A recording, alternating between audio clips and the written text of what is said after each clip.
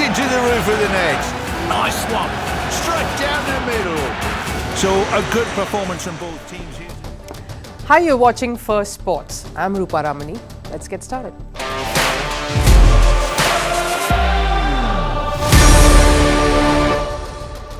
The months leading up to a major tournament are crucial. How the team feels, prepares, plays together is critical. So too the relationship between the management and its players. It can set the tone for how the campaign will pan out eventually. But with the constant unrest in Pakistan cricket, that T20 World Cup dream is getting farther away by the day. With the new mass exodus, Pakistan cricket finds itself in troubled waters yet again. And speaking of troubled waters, Australian Open in tennis is the graveyard for top seeds. It's the first slam of the year and there have been a few upsets already. The top seed in the men's draw, though, is fighting off every competition. The most polarizing superstar in tennis is getting love and hatred, whether it's from fans or fellow tennis players. Novak Djokovic spills beans on what motivates and inspires him in his quest. And there is another athlete caught in the crosshairs of the Israel-Hamas war. It's a teenager who has already faced the consequences of showing support to the Israeli soldiers. All of this lined up in the show, but first, Sports 360. We'll start with news coming in. Women's hockey qualifiers. The Indian Olympic dream shatters after losing to Japan 0-1. Japan seized the lead early in the first quarter after getting a second penalty corner and held on to it till the end. India came close to making it to the final yesterday when they lost to Germany in a heartbreaking sudden death shootout after tying the scores 2-2 and tying the penalty shootout as well. So from the qualifying tournament here in Ranchi, finalists USA, Germany and now Japan with this have qualified for the Olympics. And cricket, Australia beat the West Indies by 10 wickets in the first test match. After the end of the first innings, Australia had a lead of 95 runs. Then the West Indies were bowled out for 120. Australia chased down the very minimal target of 26 runs with ease. West Indies' Shamar Joseph was the lone spark with a 5-wicket haul. Aussies have taken a 1-0 lead over the West Indies in the 3-test match series. In football, over in the Asian AFC Cup, defending champions Qatar became the first team to advance to the knockout stage. They edged Tajikistan 1-0 to finish at the top of Group A with a game remaining. Meanwhile, Palestine keep their dreams alive in the competition. They held a 10-man UAE to a 1-1 draw in their Group C clash. India's dreams are hanging by a thread after their second loss at the hands of Uzbekistan. They lost 3-0 yesterday. A Bundesliga match was postponed due to bad weather. The match between Mainz and Union Berlin was scheduled for today. The German league cited safety risks for spectators due to large amounts of ice in the stands at the Miwa Arena and on the roads en route to the venue. No new date has been set yet. A fan of the English football club Wolverhampton Wanderers was picked from the crowd to stand in as a match official in an FA Cup match. His name is Ross Bennett and he is a referee at the youth level. He had stepped forward from the crowd to take over official duties when an assistant referee fell ill. Bennett struggled to contain his joy after the Wolves scored a late winner against Brentford.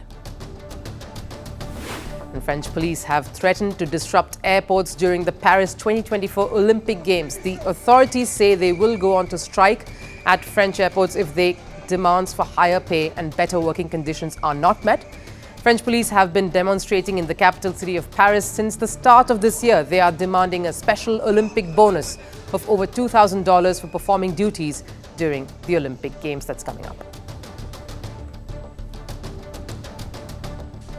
The ICC, or the International Cricket Council, is readying itself for a stern test, the T20 World Cup.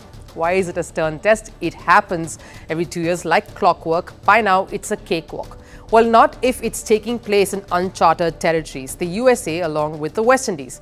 West Indies, okay, but it is cricket in America that could give the ICC the jitters. It's an attempt to take the sport to a part of the world that isn't really all too immersed in it. Probably not just yet anyway. But the excitement surrounding this unique venture is sky high. The stadium that will host the most anticipated India versus Pakistan encounter was unveiled by the ICC. It's a modular stadium that can host 34,000 spectators and it's a drop-in pitch. We'll get to all of that later. That's not the story we're building towards today. India versus Pakistan. The date is set and it's not too long away, which means it is very few months for both these sides to get their act together, particularly Pakistan, and all is not too well there. And it hasn't been for a while now. Strange to even say this because it was not too long ago that Pakistan cricket was in the pink of its health. Number one ODI team in the world, Babar Azam confidently leading the side from the front. All these statements may seem like it's from a parallel universe, that Pakistan team's parallel universe, but no, it was just last year. So what's the latest troubles that seem to have hit Pakistan cricket? Remember the mass sacking post-World Cup? Out with the old and in with the new was the mantra, and that meant the entire coaching staff, the management, selection, captain, everything, including the coaching staff spearheaded by Micky Arthur. They were all sent packing. They were removed from handling affairs at the Pakistan cricket squad. By they, I mean Micky Arthur, who was the director of cricket, Grant Bradburn, the head coach, and Andrew Puttick, the batting consultant. All three had in fact taken up these stints with PCB just last year and were instead told to take charge of the NCA or the National Cricket Academy instead. That did not sit down too well with the men, and justifiably so. All have given in their resignations. The PCB or the Pakistan Cricket Board has come out with a statement saying, and I quote, all three individuals informed the Pakistan Cricket Board of their decision to leave their respective jobs by the end of January 2024. The decision was taken amicably between all the stakeholders. We also know that all three have managed to take up other roles. Micky Arthur will continue as head coach at Derbyshire. Bradburn signed a 3-year deal as Glamorgan's head coach, and Puttick will take charge as Afghanistan's batting coach. In fact, Micky Arthur's experience helming affairs at Pakistan cricket has been a disaster for the team and for him too. He did not hold back his thoughts to reiterate this very thought. I continually witness Pakistan cricket nailing itself in the foot. The talent is there. What it needs is a good structure, good leadership, as well as continuity and sustainability, along with proper direction. And from what we know, there was no coaching staff that accompanied the Pakistan cricket squad when they toured Australia. And there isn't any currently managing them in their series against New Zealand, both of which has been disastrous. Australia blanked them 3-0 in the 3-test series, and they are trailing New Zealand now as we speak in the 5-match T20 series. Mohammad Hafeez, who was appointed as the new director of cricket in Pakistan, doubled up as coach, attended press conference and the works in Australia. In fact, this is another sore point that is developing quietly on the sidelines. There have been many reports of a rift between Mohammad Hafeez, the team director now, and some of the players. What have been the reasons for the rift? Mohammad Hafeez doesn't want the centrally contracted players from playing the T20 leagues around the world while national cricket tours are underway. Hafeez was against giving an NOC, a no objection certificate, to Azam Khan, Shaheen Shah Afridi, who are slotted to play the ILT20 that has just kicked off in UAE. Though the squad lists have their names, and it will be interesting to see how that transpires, the main issue that has upset the rest is that only a select few were given the NOC ultimately. In fact, Hafeez reportedly questioned their commitment to Pakistan cricket, especially after the Haris Rauf episode where he made himself unavailable for the series against Australia. Hafeez, in fact, recently told the media and centrally and domestically contracted players, for all of them, the priority is Pakistan. The point of offering it to the 2025 players is to make sure they're available to play. Now, there is a parallel option in the form of leagues, and we experienced this in Asia Cup and World Cup. There was talk of fatigue, or players were getting injured because their workload was too much, or not performing as they should. No, but that is not the only bone of contention here. Players are restless, say reports in Pakistan media itself. They are unhappy with Hafeez's long meetings and lectures, repeating instructions over and over again. The raging issue in the Pakistan camp, such as this one, club versus country, is a concerning debate that is gathering momentum across many countries in the world, especially teams that are unable to match the finances that playing in leagues offer the players. But the larger issue that is plaguing Pakistan cricket is, of course, mismanagement. It's not about getting coaches to teach cricket to international cricketers. We all know that's not the point, but rather a solid man management team that can keep them in the right headspace, Can the system in Pakistan cricket change overnight to provide stability ahead of a crucial World Cup that is just some months away, is the question. The synergy between mind, body and soul is crucial. It's like the secret ingredient of champions. Think of your brain as the game planner, your body as the powerhouse of energy and your soul as the raging spirit. When these three work together, athletes rise to the top. Athletes like the world beater, that is Novak Djokovic, who is currently hunting for the elusive 25th Grand Slam. In the first slam of the year that has traditionally seen seeded players stumble and top-ranked players suffer shocking losses, and so far, the Australian Open this year has been no different. But Djokovic is still holding his ground, despite some very stiff competition.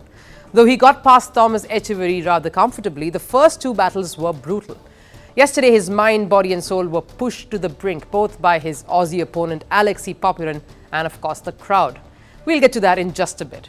Novak Djokovic now has 31 straight wins at the Australian Open and turned around to the crowd to celebrate his victory in classic Novak style. Noel has been coming off an injury. It's in his wrist, which he sustained at the United Club earlier this month. Even after his first round against Dino Prismic, he said he was feeling under the weather, and during his second round match against Australia's Popyrin, he called medical timeout twice during the first set. Djokovic himself admits he was not quite impressed with his current form during the second round. He won just 49 of the 117 points he played. Quite unlike him, especially in earlier rounds of any tournament. But these are minor hurdles for a 24-time Grand Slam champion. This is, after all, his most successful slam. He has dominated Melbourne Park and has won the title 10 times now. So what is it that Djokovic does to stay cool and come back stronger and meaner every single time?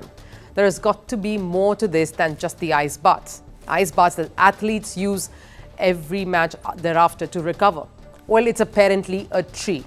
Yes, you heard me right, but hear me out here. It is a very special tree. At least Djokovic holds the tree very close to his heart. Listen to this. He says there's one particular tree that I've been having a special relationship with. So to say, in the last 15 years, I think it's an incredible treasure for Melbourne to have such a park and nature in the middle of the city. I cannot reveal that particular tree. I'll try to keep it discreet for myself when I'm there to have my own time. I like to ground myself and connect with that old friend.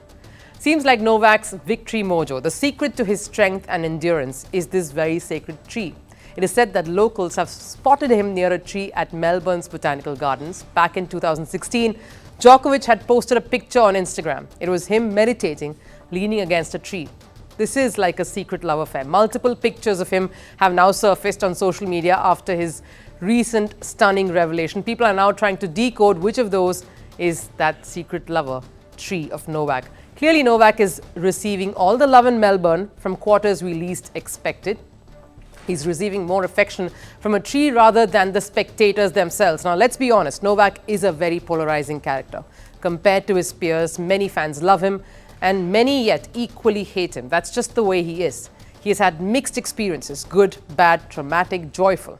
In 2022, he was deported from Australia for refusing a COVID vaccine and hence did not take part in the slam. That created quite a storm. Clearly, there is history between him and the people here in Australia, the tennis fans here. In his second round match, in fact, a fan bothered him during his game, but Djokovic is not one to take it in his stride and just ignore. He walked to the back of the court and yelled back at the heckler. He said, and I quote, thereafter, a lot of things were being told to me on the court, particularly from that corner. I was tolerating it for most of the match. At one point, I had enough, and I asked him whether he wants to come down and tell it to my face. He didn't have the courage to come down. That's what I'm asking him. If you have courage, come down and tell it to my face, and let's have a discussion about it. That was a rare moment of frustration, but that is how he has always been. When fans booed him, he encouraged them to do it more. It somehow makes him more focused to win. In fact, that is one of the reasons that makes him a champion. He always rallies around such controversies. That's the kind of a mindset that I nurtured over the years. You know, it might seem unrealistic or impossible to some. It might seem arrogant to some others. I don't know. It's just that I've always believed in myself very strongly, and I know that I'm a very all-round player. And when I'm fit, when I'm at the peak of my performance, I can win any slam or any tournament. So I know that, and I'm not afraid to say that. And it's not a secret that I want to break more records and make more history of the game, and that's something that it keeps on motivating me. So I mentioned a little bit, 5 minutes ago, that Grand Slams, Olympic Games, hopefully I can win another medal for Serbia in Olympics. That I would love to do that. That's one of the highest goals for this year. But as I said, I have been in this kind of situation so many times in my career, so I know exactly what I need to do to maintain my body and mind and spirit in the right optimal state for me to have the opportunity to break records and to go further. Clearly there is awareness that fans love him and many yet also loathe him. But that doesn't seem to matter. And that's how he behaves, be it tearing off his shirt after the 2012 Australian Open win or bouncing the ball at least 20 times before serving. He continues to march to the beat of his own racket, his own self-worth and pride. And now we know it's also to the love from a very special tree. And so love him or hate him, what he has done is put a small country rather far away from sporting achievements up on the global stage as an integral part of a tennis narrative. And with him marching towards a record that no human has managed to overhaul, Grand Slam number 25. The realm he's going to enter, of course, looks like elite superstardom. Now, for the longest time, the world has witnessed the nexus between sports and politics. These are two things that are inextricably linked. We've been aware of this, be it the Russia-Ukraine war that has affected the careers and lives of so many athletes, or the apartheid regime back in 1960s, due to which South Africa was kept away from sports for years. Today we talk about how South African cricket has been rocked because of a world crisis that began last year on 7th of October, the Israel-Hamas war, which has had ripple effects on many fronts. Athletes shunned, footballers detained, matches and tournaments interrupted and cancelled amidst all the turmoil. Our next story is about a 19-year-old South African cricketer. His name is David Teeger, whose speech had some far-reaching consequences. South African cricket is caught in a turmoil because of the crisis in Gaza and young David Teeger. The 19-year-old South African cricketer of Jewish descent is at the heart of this crisis that's becoming more and more prominent. With 1 week to go for the World Cup, Teeger lost his Under-19 World Cup captaincy. Here's what preceded that. On October 22nd, during an awards ceremony, Teeger in his speech praised the Israeli army. He dedicated his award to the soldiers who were engaged in the Israel-Hamas war. Here's what he said. "I am now the rising star, but the true rising stars are the young soldiers in Israel. And I'd like to dedicate the award to the state of Israel and to every single soldier fighting so that we can live and thrive in the diaspora." His words came just after a deadly strike carried out by Israeli forces that killed over 4,000 Palestinians. What followed thereafter was severe backlash. The fallout of his comments reached the Newlands Stadium, where the senior Indian side was playing South Africa in a test match on January 3rd. Protesters held up slogans that mocked him. One comment at an awards ceremony managed to snowball into a wildfire of controversy. Teeger had made the statement and Cricket South Africa started facing the heat. Sponsors and several officials in South Africa filed complaints against Teeger. There were massive protests from a pro-Palestine group who demanded Teeger's removal from the national squad.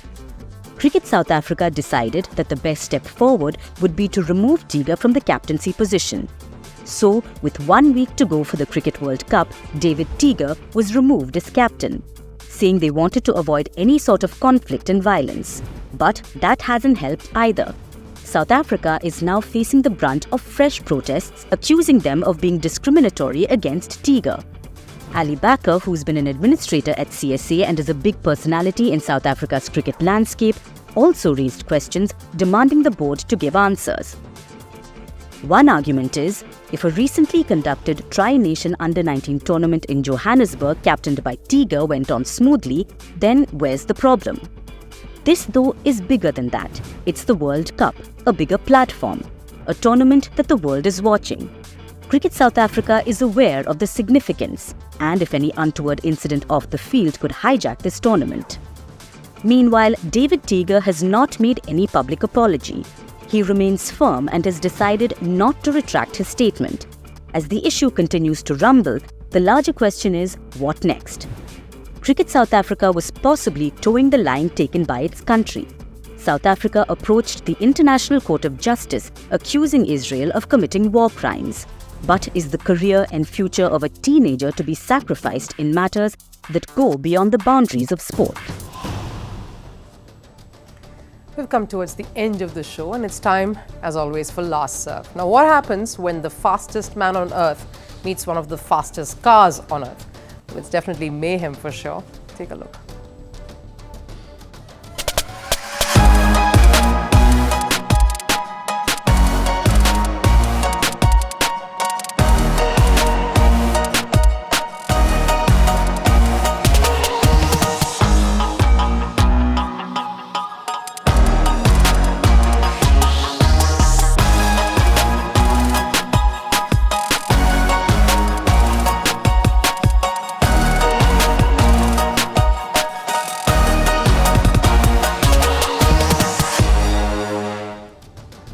What I'd give to get a ringside view of that.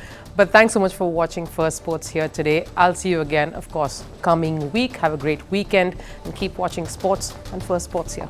Bye-bye.